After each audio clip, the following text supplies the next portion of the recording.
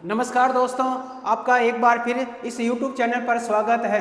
दोस्तों, जो आज अपन बात करेंगे थार के मरुस्थल का पार्ट 2, जिसमें बात करें अपन अर्धशुष्क प्रदेश। अर्धशुष्क प्रदेश को हमने कहा कि राजस्थान बागर प्रदेश भी कहते हैं। तो आइए सबसे पहले अपन बात करें, इसको एक मैप में समझे कि जो अर्धशुष्क प्रदेश है वो राजस्थान के कितने जिलों में फैला हुआ है और कौन कौन से जिले हैं जहाँ पर अर्धशुष्क प्रदेश मिलेगा आपको, और अर्धशुष्क प्रदेश का जो वर्गीकरण है इनकी भी बात अपन करेंगे। तो अपन जो बात करें सबसे पहले अर्धशुष्क प्रदेश, याद रखना अर्धशुष्क प्रदेश को राजस्थान बागर भी कहते हैं।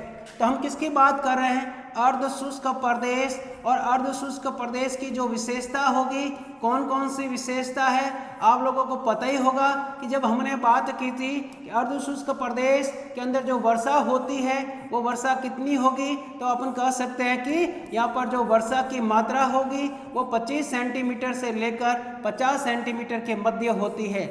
यानी यहाँ पर जो बात होगी हमारे किन किन जिलों की बात होगी, कितने जिलों की बात हो रही है, तो एक बार अपन देखें। सबसे पहले दोस्तों, जब हमने बात की थी कि जो अर्धशुष्क प्रदेश है ये थार के मरुस्थल के अंदर इसका जो दूसरा भाग है, अब इसको पहले पूरे राजस्थान को हम क्या करते हैं, इसके दो भाग करते हैं। हमने कहा जो राजस्थान के जो दो भाग कर रहे हैं उसमें हमने कहा कि पहला जो भाग है कौन सा, उत्तरी और पश्चिमी राजस्थान।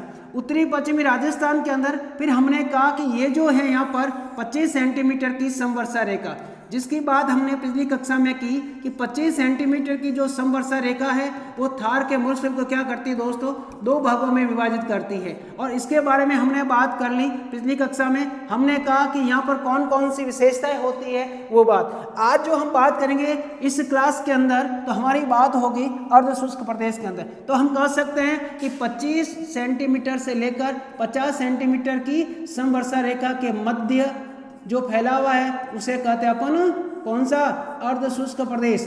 और जो अर्धशुष्क प्रदेश है ये राजस्थान के 18 जिलों के अंदर फैला हुआ है। एकमात्र ऐसा जिला जिसकी बात हमने कही थी कि जैसलमेर इस प्रदेश के अंदर नहीं आएगा, बाकी पूरा का पूरा जो जितने भी जिले हैं वो इस प्रदेश के अंदर आएंगे। अब देखिए सबसे पहले अगर अपन बात करें, आपसे पूछे कि अरावली पर्वतमाला के कौन सी दिशा की तरफ अर्धशुष्क प्रदेश है, तो जो अरावली पर्वतमाला, इस अरावली पर्वतमाला के कौन सी दिशा की तरफ, तब आपकी बात होगी पश्चिम की तरफ। अगर आपसे पूछे कि ये जो 25 सेंटीमीटर यानी यहाँ पर जो शुष्क प्रदेश है, तो शुष्क प्रदेश के कौन सी भाग की तरफ या शुष्क प्रदेश के कौन सी दिशा की तरफ आया हुआ है, तब अपन की बात होगी ये शुष्क प्रदेश के कौन सी तरफ, पूर्व। यानी शुष्क प्रदेश के पूर्व दिशा अरावली पर्वतमाला के या 50 सेंटीमीटर की समवर्षा रेखा के पश्चिमी भाग के अंदर जो है कौन सा, अर्धशुष्क प्रदेश। अब अर्धशुष्क प्रदेश की जो वर्गीकरण किया गया दोस्तों, याद रखना इसको मुख्य रूप से कितने भागों में बांटा गया, 4 भाग। अब जो पहला जो भाग है यहाँ पर, जो पहला जो भाग है यहाँ पर कौन सा जिला मिल रहा है, यहाँ पर जो नया जिला बना अनूपगढ़ के बाद अपन आगे बढ़ेंगे बीकानेर, और बीकानेर के बाद अपन आगे बढ़े तो ये जो पूरा का पूरा जो भाग है इस भाग को कहते हैं कौन सा, गग्गर का मैदान। यानी अर्धशुष्क प्रदेश को मुख्य रूप से कितने भागों में बांटा गया है, तो आपका जो आंसर होगा कि कितने, इसको मुख्य रूप से 4 भागों में बांटा गया है। तो पहला कौन सा भाग, गग्गर का मैदान। अब हम जो बात करें कि गग्गर का मैदान इसे क्यों कहा गया दोस्तों, तो याद कीजिए कि इसे जो गग्गर का मैदान कहा गया है, कहने का कारण क्या है, क्योंकि ये जो प्रमुख है, यानी कौन सी, यहाँ पर नदी की बात हो रही है, इस नदी के आधार पर तो हम सबसे पहले बात कर रहे हैं कौन सा प्रदेश, गग्गर का मैदान। यानी इसे गग्गर का मैदान क्यों कहा गया है, इस प्रदेश का जो नाम रखा गया है गग्गर प्रदेश क्यों कहा गया, तो याद कीजिए दोस्तों कि ये जो इधर इस तरफ आया हुआ है आपके कौन सा पर्वत, हिमालय पर्वत। और ये जो हिमालय पर्वतमाला है, इस हिमालय पर्वतमाला और हिमालय पर्वतमाला का अगर अपन वर्गीकरण की बात करें तो हिमालय पर्वतमाला का कौन सा भाग, ये हिमालय पर्वतमाला का जो भाग है कौन सा हिमालय, तो हम कह सकते हैं शिवालिक हिमालय। यानी हिमालय पर्वतमाला के शिवालिक हिमालय से। और जब राज्य की बात होगी कि कौन सा राज्य, तो यहाँ पर राज्य मिलेगा आपके हिमाचल प्रदेश। यानी हिमाचल प्रदेश, और हिमाचल प्रदेश के अंदर अगर बात होगी, आपसे पहाड़ियों के बारे में पूछा जाता है कौन सी पहाड़ियाँ, तब हमारी बात होगी यहाँ पर कौन सी, शिवालिका की पहाड़ियाँ, और शिवालिका की जो पहाड़ियाँ आई हुई है दोस्तों, और कई बार पूछा जाता है कि कौन से स्थान से निकलती है, तो स्थान की जब बात होगी तो कौन सा, कालका नामक स्थान से। यहाँ से एक नदी निकलती है जो राजस्थान की एकमात्र नदी है जो हिमालय पर्वतमाला से निकलती है। कौन सी नदी, वो नदी है गग्गर नदी, और इस गग्गर नदी के कारण ही इसे क्या कहते हैं, गग्गर का मैदान कहते हैं। तो हमारे लिए पूछा जाता है कि राजस्थान की एकमात्र नदी कौन सी है जो हिमालय पर्वतमाला से निकलती है, तब हमारी बात होगी कौन सी, गग्गर नदी। और इसी गग्गर नदी को हमने अब पढ़ा होगा आप लोगों ने, एक जो गग्गर नदी है ये राजस्थान की आंतरिक प्रवाह की सबसे लंबी नदी है। आंतरिक प्रवाह की सबसे लंबी नदी है कौन सी, गग्गर नदी। इस गग्गर नदी के आधार पर हम कह सकते हैं कि इसे गग्गर का मैदान कहा गया है। अब देखिए साथियों, यहाँ बात करें कि जो गग्गर का मैदान है वो राजस्थान के कितने जिलों में फैला हुआ है। तो देखिए ये जो नया जिला बना कौन सा, अनूपगढ़, तो अनूपगढ़ भी इस प्रदेश के अंदर आएगा। और इसके बाद फिर हमने कहा कि ये कौन सा जिला है, यहाँ पर ये जो बीच में जो जिला है कौन सा, गंगानगर, तो ये गंगानगर है। इसके बाद फिर अपन यहाँ बात करें कौन सा जिला है ये, तो हनुमानगढ़। यानी मुख्य रूप से ये जो 3 जिले हैं, इन तीनों जिलों में क्या है, गग्गर का मैदान। तो इस गग्गर का मैदान का जो नामकरण की बात हुई, हमने कहा कि इसका गग्गर का मैदान इस प्रदेश को क्यों कहा गया है, तो क्योंकि गग्गर नदी के कारण। अब देखिए दोस्तों कि ये जो गग्गर नदी है, हम गग्गर नदी की बात करें यहाँ पर कि जो गग्गर नदी है ये क्या करती है, हिमालय पर्वतमाला से निकलती है। और ये निकलकर हमने कहा कि सबसे पहले कौन से, ये हिमालय पर्वतमाला से निकल रही है। हिमालय पर्वतमाला से निकलने के बाद यानी कौन से राज्य से निकलती है, तो हमने कहा हिमाचल प्रदेश। हिमाचल प्रदेश से निकलने के बाद में यह नदी क्या करेगी, पंजाब, और पंजाब से होते हुए कौन से राज्य में प्रवेश करेगी, ये हरियाणा, और हरियाणा से होते हुए दोस्तों ये कहाँ प्रवेश कर रही है, राजस्थान। और हमारे लिए यहाँ एग्जाम में पूछा जाता है कि जो गग्गर नदी है वो राजस्थान के कौन से जिले में प्रवेश करती है, तो याद रखिए जिला कौन सा मिल रहा है यहाँ पर, ये जिला कौन सा है, हनुमानगढ़। तो जो गग्गर नदी है राजस्थान के हनुमानगढ़ जिले में प्रवेश करती है। कौन से जिले में प्रवेश कर रही है, हनुमानगढ़ जिले में। तो यह बात करें अपन कि गग्गर नदी प्रवेश कौन सा जिला होगा, हनुमानगढ़। लेकिन कई बार हमारे से पूछ लिया जाता है कि हनुमानगढ़ जिले के अंदर कौन सी तहसील में प्रवेश करती है, तो साथ ही याद रखना यहाँ पर जो तहसील है कौन सी, टीबी तहसील के अंदर ये प्रवेश करती है। यानी गग्गर नदी राजस्थान के हनुमानगढ़ जिले के टीबी तहसील में प्रवेश करती है। और दोस्तों याद रखना टीबी तहसील के अंदर प्रवेश करने के बाद में ये जो नदी क्या करती है, हनुमानगढ़ के अंदर ही यहाँ पर एक दुर्ग आया हुआ है, आप लोगों ने पढ़ा होगा। इस दुर्ग को क्या कहते हैं, कौन सा दुर्ग, बटनेर का दुर्ग। कौन सा, बटनेर दुर्ग। यानी बटनेर दुर्ग के पास में ये नदी क्या होती है, लुप्त हो जाती है। बटनेर दुर्ग के पास में नदी लुप्त हो जाती है। और हमें एग्जाम में पूछा जाता है कि गग्गर नदी राजस्थान के कितने जिलों में बहती है, तो हम कहते हैं कि हमने कहा कि ये जो नदी है राजस्थान के कौन से जिले में, हमने कहा हनुमानगढ़ जिले में प्रवेश करती है। और हनुमानगढ़ जिले के अंदर ही बटनेर के पास में ये नदी लुप्त हो जाती है। तो कितना जिला हुआ, हमने पढ़ा यहाँ पर देखा तो मुख्य रूप से प्रत्यक्ष रूप से कितना जिला मिला यहाँ पर, एक जिला। लेकिन एक जिले में नहीं बहती है दोस्तों, याद रखना। पहले ये 2 जिलों में बहती थी, लेकिन वर्तमान में कितने जिलों में बहती है ये, वर्तमान में जो जिले होंगे इसके कितने होंगे, 3 जिले। अब 3 जिले कैसे देखिए दोस्तों कि हमने बात की कि जब हिमाचल प्रदेश के अंदर हिमालय पर्वतमाला के अंदर यहाँ पर क्या होगी, जब यहाँ पर वर्षा अधिक होगी, जब वर्षा अधिक होगी तो इस नदी के अंदर पानी की मात्रा क्या होगी, अधिक होगी। जब पानी की मात्रा अधिक होगी दोस्तों तो पानी क्या होगा, पूरा का पूरा पानी लुप्त नहीं होगा और ये पानी क्या होगा, धरातल तक फैल जाएगा। और फैलकर देखिए कौन से जिले में जाएगा दोस्तों, याद रखिए ये जो जिला है कौन सा, यहाँ पर गंगानगर, और गंगानगर से कौन से जिले में, अनूपगढ़। यानी इन तीनों जिलों के अंदर जो बात करें हैं कि जब हिमाचल प्रदेश के अंदर वर्षा अधिक होती है तो इसका जो पानी है वो तीनों जिलों में फैल जाता है।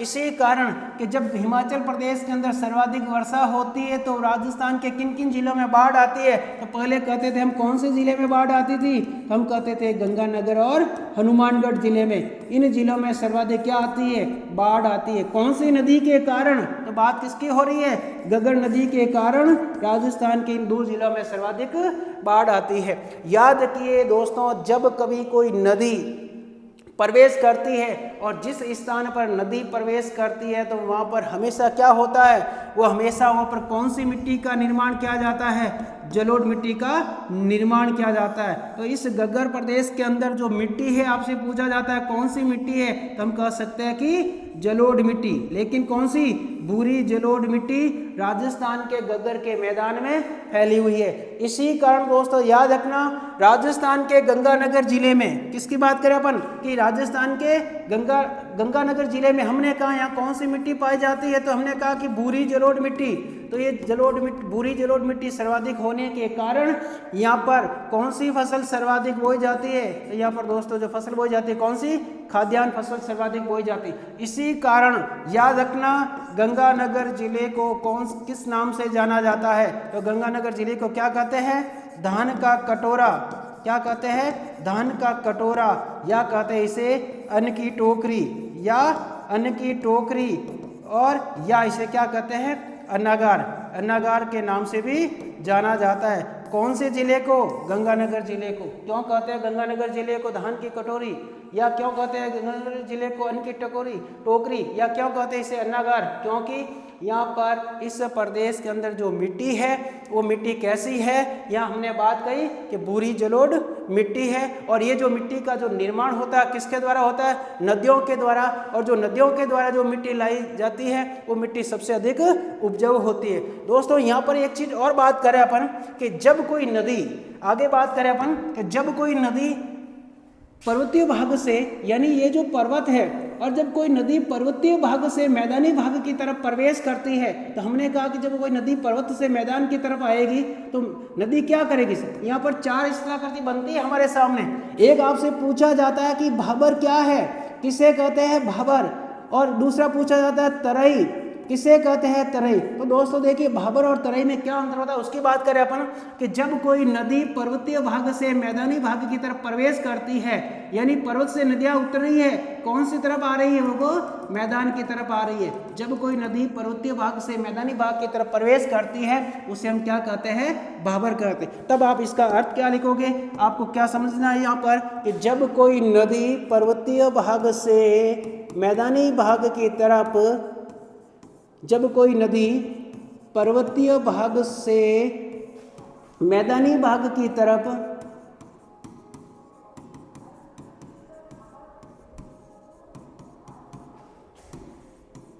प्रवेश करती है उसे भाबर कहते हैं। यानी सबसे पहले किसका निर्माण होगा, भाबर का निर्माण होगा। तो सबसे पहले किसकी आकृति बनेगी, भाबर। अब हमने कहा कि जब कोई नदी पर्वतीय भाग से मैदानी भाग की तरफ आ रही है उसे हम कहते हैं भाबर। लेकिन दोस्तों याद रखिए कि जब कोई नदी है पर्वतीय भाग से मैदानी भाग की तरफ आ रही है, लेकिन किसी भी पर्वतीय भाग का जो निम्न भाग होता है, यहाँ पर खूब सारी बड़ी बड़ी क्या पाई जाती है, यहाँ पर बड़ी बड़ी चट्टानें पाई जाती है। और ये जो आकृति मिलती है आपको लगभग ये कितने किलोमीटर का क्षेत्र है दोस्तों, याद रखना ये 10 से लेकर 12 किलोमीटर की लंबाई में, 10 से लेकर 12 किलोमीटर की लंबाई में पर्वतीय भाग का जो आगे निम्न भाग होता है इसे कहते हैं पर्वतीय भाग का निम्न भाग, जहाँ पर बड़ी बड़ी चट्टानें पाई जाती है। और जब कोई नदी पर्वतीय भाग से मैदानी भाग की तरफ प्रवेश करेगी, मान लीजिए ये नदी है यहाँ पर प्रवेश कर रही है, तब आप लोग सोचिए कि जब नदी प्रवेश करेगी तो पानी क्या होगा, ये पानी क्या होगा दोस्तों, ये पानी इन चट्टानों के नीचे वाले भाग में चला जाएगा। यानी यहाँ पर इस भाग के अंदर आपको नदियाँ नजर नहीं आएगी। पानी क्या हो रहा है, यहाँ पर पानी लुप्त हो रहा है। लेकिन थोड़ा सोचना दोस्तों यहाँ पर कि हमने कहा यहाँ पर क्या है कि नदियाँ यहाँ पर भी लुप्त होती हुई नजर आ रही है, लेकिन यहाँ पर पहले से यहाँ पर क्या पाई जा रही है, जब नदी आ रही है तो अपने साथ क्या लेकर आ रही है, मिट्टी लेकर आ रही है।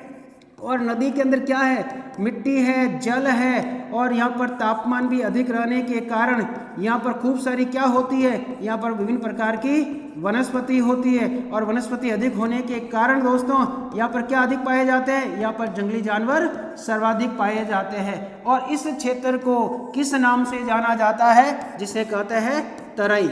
यानी तराई किसे कहते हैं? तो तराई शब्द का अर्थ क्या होता है कि जिस स्थान पर नदियां विलुप्त हो जाती है उस स्थान को क्या कहते हैं? अपन तराई कहते हैं। तो हमने पहले किसकी बात की थी? खादर की बात की। अब हम किसकी बात कर रहे हैं कि भाई तराई शब्द का जो अर्थ क्या होता है, तो हम क्या लिख सकते हैं कि जिस स्थान पर या जहां पर नदियां विलुप्त होती हुई नजर आती है,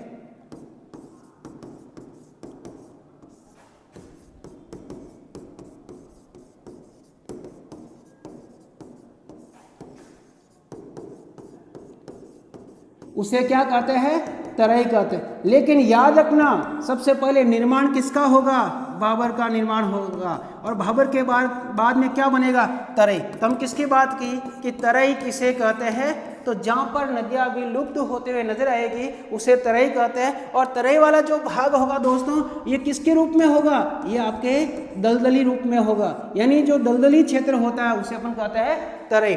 अब इसी तरह आगे बात कर लेते हैं। यहीं पर अपन दोस्तों एक दो शब्द और आते हैं आपसे, खादर और बागर। क्या आता है? खादर और बागर। और पूछा जाता है हमें कि बागर किसे कहते हैं? बागर तथा खादर किसे कहते हैं? तो दोस्तों बागर किसे कहते हैं, अपन उसकी बात कर रहे हैं कि मान लीजिए कोई मैदानी भाग है। हमने कहा कि मान लीजिए कोई मैदानी भाग है और मैदानी भाग के अंदर पहले से ही कोई ऊपर उठा हुआ भूभाग है, तो वहां पर क्या होगी? जब कभी वर्षा होगी या बाढ़ का पानी जिस स्थान पर प्रवेश नहीं करता है उसे क्या कहते हैं? बागर कहते हैं। तो हमने इस बागर की परिभाषा क्या होगी? जिस स्थान पर वर्षा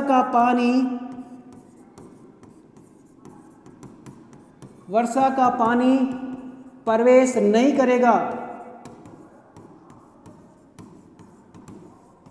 नहीं करता है, उसे क्या कहते हैं? बागर कहते हैं। और याद रखना दोस्तों इसमें यह प्राचीनतम जलोढ़ मिट्टी के मैदान होते हैं। यानी हमारे लिए क्या बना? हमारे लिए क्वेश्चन बना, हमें पूछा जाता है कि प्राचीनतम जलोढ़ मिट्टी के मैदान को क्या कहते हैं? खादर कहते हैं या बागर कहते हैं? तो हमने किसकी बात की? ये जो है कौन से? ये प्राचीनतम जलोढ़ मिट्टी के मैदान होते हैं, जिसे क्या कहते हैं? बागर। अब बात करते हैं अपन खादर। खादर किसे कहते हैं दोस्तों? तो जो खादर होता है, खादर किसे कहते हैं? तो याद रखना कि जिस स्थान पर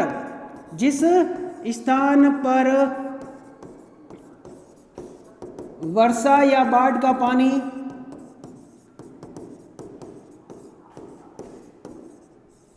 पहुंच जाता है उसे हम क्या कहते हैं? उसे खादर कहते हैं। और ये खादर कैसे होते हैं? यह नवीनतम जलोढ़ मिट्टी के मैदान होते हैं। कौन? खादर। तो ये नवीनतम जलोढ़ मिट्टी के मैदान होते हैं।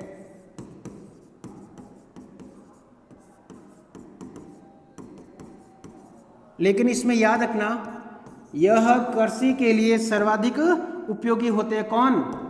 खादर या बागर? खादर। यह कृषि के लिए सर्वाधिक उपयोगी होते हैं।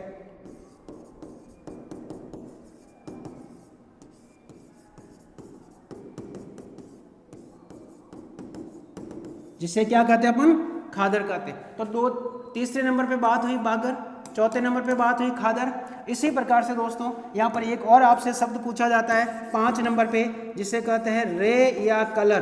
क्या पूछा जाता है कि रे या कलर क्या है? तो देखिए दोस्तों रे या कलर क्या होता है कि किसी भी स्थान पर बार बार अपन सिंचाई करते रहते तो वो स्थान क्या होगा? अधिक सिंचाई करने के कारण वहाँ की जो मिट्टी है वो मिट्टी कैसी हो जाती है? लवणीय हो जाती है। यानी आप लोगों ने देखा होगा किसी खेत में सिंचाई करने के बाद जब पानी सोख लिया जाता है तो खेत के ऊपर क्या होती है? एक नमकीन सी परत का जो जमाव हो जाता है, यानी जो लवणीय परत होती है, उस लवणीय परत को क्या कहते हैं? रे या कलर कहते हैं। तो इसकी परिभाषा अपन क्या लिखेंगे? किसी स्थान पर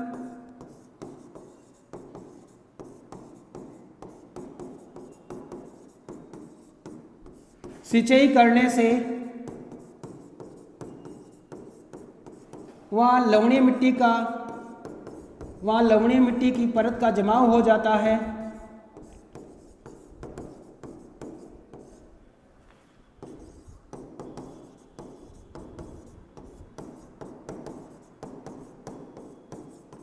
उसे रे या कलर कहते हैं। यानी बार बार सिंचाई करने के कारण वहाँ की जो मिट्टी है वह लवणीय हो जाती है और वहाँ पर एक मिट्टी की परत का निर्माण हो जाता है, उसे रे या कलर कहते हैं। इसी के साथ एक यहाँ पर और शब्द आता है आपके कि आपसे पूछा जाता है 6 नंबर पे अगर अपन बात करें तो आपसे पूछा जाता है बूढ़।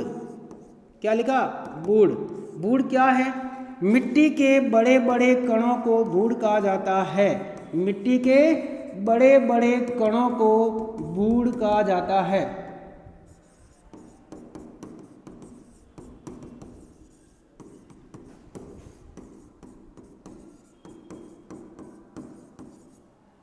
दोस्तों हमने जो बात की, हमने सबसे पहले कहा भाबर, तरई, बागर, खादर, रे और कलर। याद रखना, यहीं से पिछली बार रिट की परीक्षा में क्वेश्चन पूछा था कि निम्न को क्रम से लिखिए, यानी सबसे पहले किसका निर्माण हो रहा है, सबसे पहले जो स्थलाकृति बनेगी कौन सी बनेगी, भाबर बनेगी या तरई बनेगी या खादर बनेगा। तो हमने जो लिखा वो क्रम से है। तो एक बार इनको अपन देख लेते हैं कि हमने किन किन शब्दों की बात की, कौन कौन से शब्द हमारे लिए महत्वपूर्ण थे। तो सबसे पहले हमने किसकी बात हुई दोस्तों? हमने यहाँ पर कहा कि सबसे पहले जो होता है क्या, भाबर, और भाबर का जो निर्माण होता है याद रखना सबसे पहले होगा कौन से भाग से, पर्वतीय भाग से। जब कोई नदी निकलती है उसे हम भाबर के नाम से जाना जाता है। और इसके बाद भी हमने कहा कि भाबर के ठीक दक्षिण में, याद रखना पूछा जाता है कि भाबर के उत्तर में, दक्षिण में या पूर्व में या पश्चिम में किसका निर्माण होगा। तो हम याद रखना कि भाबर के ठीक दक्षिण में किसका निर्माण होगा, हमेशा तरई का निर्माण होता है। और तरई के बाद कौन सी स्थलाकृति बनेगी, तो तरई के बाद में जो स्थलाकृति बनेगी दोस्तों वो बनेगी आपके बागर। और बागर के बाद फिर अगर देखना किसकी स्थलाकृति बनेगी, उसके बाद में बनेगा खादर। और फिर हमने कहा रे या कलर। और बूढ़ मैंने बता दिया आप लोगों को कि जब मिट्टी के जो बड़े बड़े कण होते हैं उसे बूढ़ कहा जाता है। ये जितने भी शब्द थे हमने बात की, ये हमारे एग्जाम की दृष्टि से महत्वपूर्ण है। तो यहाँ तक हमारी बात हुई दोस्तों। आगे जो बात करते हैं अपन, अब बात करें अपन कौन सा प्रदेश में चल रहे हैं अपन, गगर का मैदान। और गगर के मैदान में अपन बात करें गगर नदी को लेकर कि जब गगर नदी की जो उद्गम स्थल है, हमने कहा कि कहाँ से निकलती है, तो हमारी जो बात हुई कि कहाँ से निकल रही है, तो हमने क्या कहा कि ये हिमाचल प्रदेश से निकल रही है। लेकिन फिर हम कहा कि हिमाचल प्रदेश से निकलने के बाद या आपसे पूछे कि ये गगर जो नदी है, इस गगर नदी के अन्य नाम कौन कौन से हैं, गगर नदी को जो दूसरे नाम है कौन कौन से, उनके बारे में अपन को बात करें तो इस गगर नदी को क्या कहते हैं, इसके जो प्राचीन नाम है इसे क्या कहा जाता है, इसे सरस्वती नदी भी कहा जाता है। और इसी नदी को क्या कहते हैं दोस्तों, इसे नट नदी भी कहते हैं। और इसी नदी को इसके अलावा और क्या कहते हैं, इसे दसदती नदी भी कहते हैं। इसी के अलावा इस नदी को और किस नाम से जाना जाता है, तो इस नदी को मृत नदी भी कहते हैं। ये सभी किसके नाम है, ये सभी गगर नदी के। तो हमने कहा कि गगर नदी के अन्य नाम, गगर नदी को किन किन नामों से जाना जाता है, तो थोड़ा आप यहाँ पर याद रखना। फिर हमने बात कही ये कितने राज्यों में होकर चलती है, तो हम बात करें कि भारत के कितने राज्यों में। हमने कहा सबसे पहला कौन सा राज्य मिल रहा है आपको, हिमाचल प्रदेश। और नंबर 1 हिमाचल प्रदेश के बाद में कौन से राज्य में प्रवेश करेगी, नंबर 1 हिमाचल प्रदेश। हिमाचल प्रदेश के बाद में हमने कहा नंबर 2 पंजाब। पंजाब के बाद फिर हमने बात हुई कौन से राज्य में, तो फिर हमने कहा हरियाणा। और हरियाणा के बाद में हमने कहा कौन से राज्य में प्रवेश कर रही है, राजस्थान। यानी भारत के 4 राज्यों से होकर निकलती है कौन सी, गगर नदी। तो यहाँ पर आपसे पूछे कि राज्य कौन कौन से राज्यों से होकर निकलती है, तो आपका आंसर क्या होगा, 4 राज्यों में। फिर हमने कहा कि राजस्थान में प्रवेश, और राजस्थान में प्रवेश कौन से जिले में करेगी, तो यहाँ पर हम बात करें प्रवेश, तो हमने क्या बात हुई कि राजस्थान में जो प्रवेश कर रही है कौन से जिले में करेगी, तो आपका आंसर होगा कौन सा, हम यहाँ पर बात करें कौन सा जिला, हनुमानगढ़। और हनुमानगढ़ जिले के अंदर कौन सी तहसील, तो ये तहसील कौन सी होगी, टीबी तहसील। टीबी तहसील के अंदर प्रवेश करती है। और ये लुप्त कहाँ हो रही है प्रवेश, यहाँ लिखता हूँ लुप्त, तो लुप्त कहाँ हो रही है, कौन से जिले में, आप कहोगे हनुमानगढ़ जिले के अंदर क्या हो रही है, लुप्त हो रही है। और हनुमानगढ़ जिले के अंदर कहाँ पर, तो हम कह सकते हैं कि बटनेर के पास में, और बटनेर के पास में क्या हो रही है, लुप्त हो रही है। लेकिन याद रखना दोस्तों कि जब गंगानगर जिले और जब गंगानगर और हनुमानगढ़ में जाओगे तो यहाँ के जो लोग हैं इस नदी को, गंगानगर प्लस हनुमानगढ़ वाले स्थानीय नाम, यानी इन दोनों जिलों के लोग इस नदी को यानी इस नदी का जो तल है, यानी स्थानीय भाषा में हम कह सकते हैं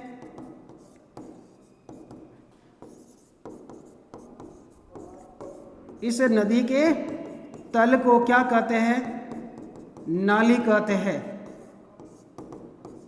याद रखना नाली एक नस्ल भी है, किसकी, पशु की। कौन से पशु की नस्ल है, पूछा जाता है एग्जाम में कि नाली है क्या, नदी है, नहीं, नाली क्या है, एक पशु की नस्ल है। कौन सी, बकरी की या भेड़ की, आपसे ऑप्शन में होगा कि नाली क्या है, नस्ल किसकी, भेड़ की है कि बकरी की है। सोचिए, आप लोग कहोगे पढ़ा हुआ तो है, लेकिन जब एग्जाम में जाते हैं अपन कंफ्यूज हो जाते हैं कि बकरी करे या भेड़ करे, तो याद रखना किसकी, भेड़, क्योंकि नाली कितने शब्द, दो शब्द, और इसमें कितने शब्द, दो शब्द, तो यहाँ पर ठीक से याद करें आप कि नाली दो शब्द है, इसलिए किसकी नस्ल होगी, भेड़ की नस्ल होगी।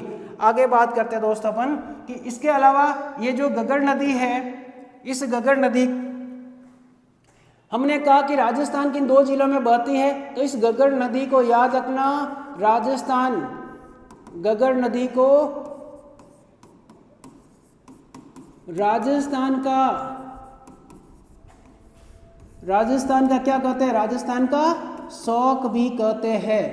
क्यों कहते हैं शौक, क्योंकि आप लोगों ने पढ़ा होगा इस नदी के द्वारा, यानी एक सिर्फ उपमा दी गई है कि कौन सी नदी को राजस्थान का शौक भी कहते हैं, तो गगर नदी को कहते हैं। फिर हमने बात की कि इस नदी के द्वारा, यानी ये नदी राजस्थान के अंदर लुप्त होती है और कहाँ पर निकलती है, वापस पाकिस्तान में। इस पाकिस्तान के अंदर इस नदी को क्या कहते हैं, हकरा या हाकरा नदी के नाम से भी जाना जाता है। तो आपसे पूछा जाता है हकरा या हाकरा कहाँ पर कहते हैं इस नदी को, पाकिस्तान के अंदर कहते हैं, यानी पाकिस्तान में इस नाम से ये नदी जानी जाती है। याद रखना दोस्तों, इसके अलावा आपसे ये भी पूछा जाता है कि यहाँ पर यानी हनुमानगढ़ जंक्शन, कौन सा, हनुमानगढ़ जंक्शन इस नदी के तल से नीचे बसा हुआ है, और कई बार एग्जाम में पूछा जाता है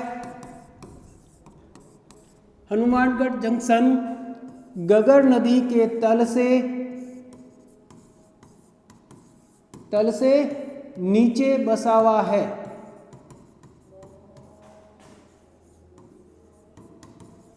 इसी तरह दोस्तों याद रखना एक और राजस्थान का ऐसा स्थान है जो किस नदी के तल से, हनुमानगढ़ जंक्शन गगर नदी के तल से नीचे बसा हुआ। दूसरा एक और है जो वर्तमान में नया जिला बना, कौन सा, बालोतरा, और यहाँ से पूछा जाता है कि बालोतरा किस नदी से, बालोतरा लूणी नदी के तल से नीचे बसा हुआ है।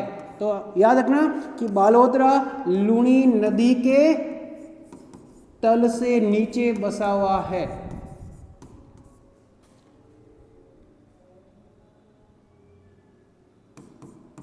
या तल लिखे, लूणी नदी के तल से नीचे बसा हुआ है। राजस्थान में दो ही ऐसे हैं जो इन दो नदियों के तल से नीचे बसा हुआ है। तो कहते हैं कि जब हिमाचल प्रदेश के अंदर सर्वाधिक वर्षा होगी तो बाढ़ कहाँ पर आएगी, आप कह सकते हो कि हनुमानगढ़ जिले में। इसी प्रकार से आपसे पूछा जाता है कि जब अजमेर जिले के अंदर सर्वाधिक वर्षा होगी तो बाढ़ कहाँ पर आएगी, कौन से जिले में आएगी, बालोतरा के अंदर बाढ़ आएगी। तो ये कौन सी बात करें अपन, इन दो की। इसके अलावा फिर हमने कहा कि गंगानगर जिले को दोस्तों क्या कहते हैं, तो हमने कहा गंगानगर जिले को धान का कटोरा कहते हैं। तो हम कह सकते हैं कि धान का कटोरा, या गंगानगर जिले को क्या कहते हैं, अन्न की टोकरी। और यही क्वेश्चन आपके कांस्टेबल के एग्जाम में पूछा था कि अन्न की टोकरी किस जिले को कहते हैं, वो है गंगानगर जिले को अन्न की टोकरी, या इसे कहते हैं राज्य का अन्नागार। दोस्तों यहाँ पर एक बात और कर लेते हैं अपन, हमने कहा कि गंगानगर जिले को धान का कटोरा क्यों कहते हैं, तब आप लोग आंसर दोगे, आप लोग कहोगे सब चावल का उत्पादन अधिक होने के कारण गंगानगर जिले को क्या कहते हैं, धान का कटोरा कहते हैं। लेकिन मैं अगर आपसे यहाँ पे पूछूं कि बताइए गंगानगर जिले में चावल का उत्पादन अधिक होता है, समझ में आ गई बात, इसी कारण क्या कहते हैं, इसे धान का कटोरा कहते हैं। तब आप लोग बताइए, अगर मैं आपसे बात करूं कि भारत में धान का कटोरा किसे कहते हैं, यानी भारत में धान का कटोरा किस जिले को या किस राज्य को कहते हैं, भारत में धान का कटोरा किस राज्य को कहते हैं। मैं आपको ऑप्शन भी दे रहा हूं यहां पर, देखिए। तो भारत में धान का कटोरा किस राज्य को कहते हैं, तो आपके सामने ऑप्शन भी मिल रहे हैं, आप आराम से उत्तर दें इसका। पहला ऑप्शन देता हूं मैं आपको, question option number 1 Paschim Bengal, option number B Uttar Pradesh, option number C Punjab, option number D Chhattisgarh. अब बताइए आप क्या करोगे इसमें, यानी क्वेश्चन क्या आपके सामने कि धान का कटोरा भारत के किस राज्य को कहते हैं। तो बताइए धान का कटोरा भारत के किस राज्य को कहते हैं, आपको आंसर देना है। यानी आप आंसर क्या दोगे, अधिकांश आंसर क्या देंगे, पंजाब। क्यों, पंजाब में चावल का उत्पादन अधिक होता है, लेकिन किस में, प्रति हेक्टेयर उत्पादन अधिक होता है दोस्तों, याद रखना पंजाब में। पश्चिम बंगाल में चावल अधिक बोया जाता है, उत्तर प्रदेश में चावल का उत्पादन अधिक होता है, क्षेत्रफल में चावल सर्वाधिक भारत के किस राज्य में बोया जाता है, आपका आंसर होगा पश्चिम बंगाल। चावल का प्रति हेक्टेयर उत्पादन भारत के किस राज्य में होता है, पंजाब में। फिर आप कहोगे उत्तर प्रदेश, क्षेत्रफल में कहां पर, उत्तर प्रदेश में, लेकिन आंसर क्या होगा दोस्तों, आंसर होगा आपका डी, यानी आंसर कौन सा हुआ, छत्तीसगढ़। क्यों कहते हैं छत्तीसगढ़ को, आप कहोगे न तो क्षेत्रफल में अधिक है, न उत्पादन में अधिक है, न प्रति हेक्टेयर उत्पादन इसका अधिक हो रहा, फिर भी छत्तीसगढ़ को धान का कटोरा क्यों कहते हैं दोस्तों। याद रखना कि चावल जो भारत में बोया जाता है, कि चावल भारत के अंदर 2 भागों में बोया जाता है दोस्तों। जो मान लीजिए हमने कहा कि ये जो पर्वतीय भाग है, एक तो चावल पर्वतीय भाग के अंदर बोया जाता है, और दूसरा जो चावल बोया जाता है दोस्तों कौन से भाग के अंदर बोया जाता है, मैदानी भाग। यानी पर्वतीय भाग और मैदानी भाग 2 चीज आपके सामने है। मैंने कहा ये कौन सा भाग है, पर्वतीय भाग, और ये कौन सा भाग है, मैदानी भाग।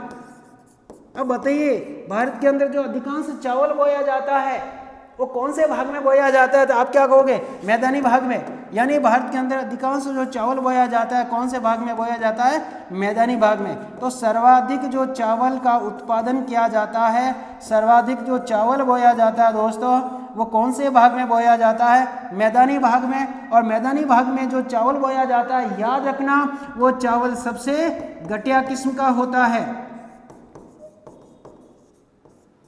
यानी निम्न किस्म का चावल होता है। और अगर आपसे पूछे कि ये जो पर्वतीय भाग है, जो पहाड़ी भाग है, यानी हम कह सकते हैं कि पर्वतीय भाग को हटाए, यहाँ पर अगर कह सकते अपन कि पहाड़ी भाग, यानी जो पहाड़ी भागों पर जो चावल बोया जाता है वो हमेशा कौन सा किस्म का होता है, वह उत्तम किस्म का चावल होता है।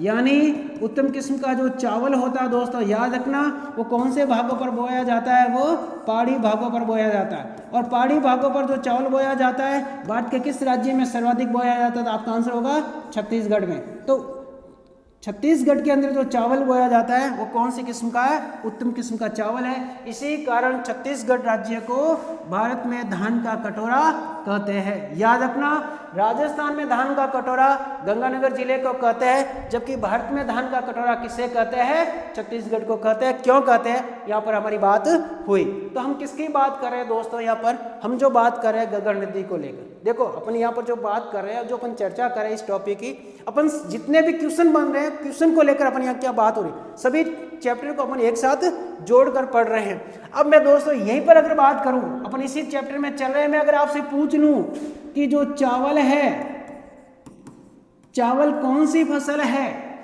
रबी की है, खरीफ की है या जायद की है, या फिर मैं आपसे पूछूं कि जो चावल है भारत का वो कौन सा ऐसा राज्य है जहाँ पर चावल को 12 महीने तक बोया जाता है, तो कौन से राज्य में चावल को 12 महीने तक बोया जाता है, तब आपकी बात होगी पश्चिम बंगाल के अंदर।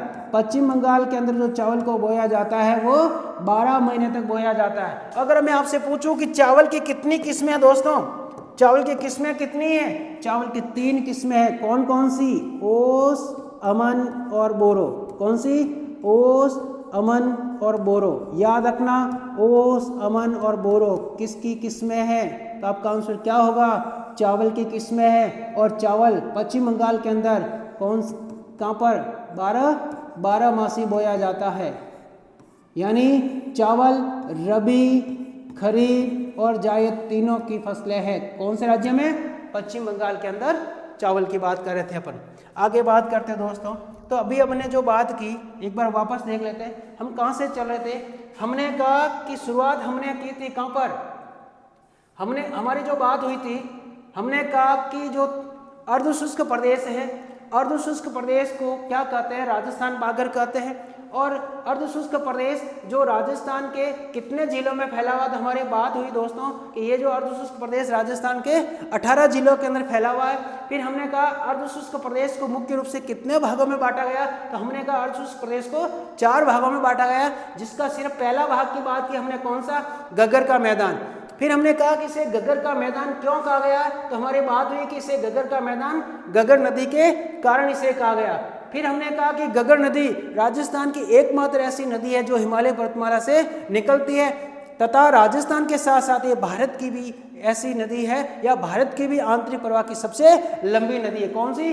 गगर नदी। तो इस गगर नदी के कारण इस प्रदेश का नाम पड़ा गगर का मैदान। फिर हमारी जो बात हुई थी इसमें हमने कहा था कि यहाँ पर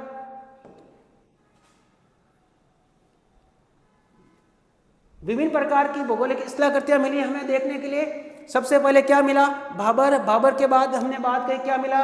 तराई। तराई के बाद हमने कहा बागर, खादर, रे यानी या बूढ़। ये सारी चीज़ों की बात यहाँ पर हुई। फिर हमने कहा गगर नदी के अन्य नाम कौन कौन से, इसको किस किस नाम से जाना जाता है, अन्य नाम के बारे में बात हुई। फिर हमने कहा भारत के कितने राज्यों में, फिर कहाँ पे प्रवेश करती है और राजस्थान के कितने जिलों में बहती है। इसके बाद फिर हमारी बात हुई यहाँ पर कि गगर नदी कौन से जंक्शन से या कौन से स्थान या कौन से नगर से नीचे बसी हुई। तो हमने कहा कि हनुमानगढ़ जंक्शन से, हनुमानगढ़ जंक्शन जो इस गगर नदी के तल से नीचे बसा हुआ। इसी के बाद फिर हमने कहा कि और ऐसा कौन सा स्थान है, हमने कहा कि बालोतरा। और फिर बात हुई कि गंगानगर जिले को क्या कहते हैं? धान का कटोरा, अन्न की टोकरी या अन्नागार कहते हैं। और फिर हमने यहाँ पर 2-3 क्वेश्चन लिए थे कि भारत में धान का कटोरा किसे कहते हैं, इसके बारे में हमने बात हुई थी। दोस्तों आगे जो बात करेंगे अपन वह अति शीघ्र नेक्स्ट क्लास में होगी। तब तक के लिए धन्यवाद।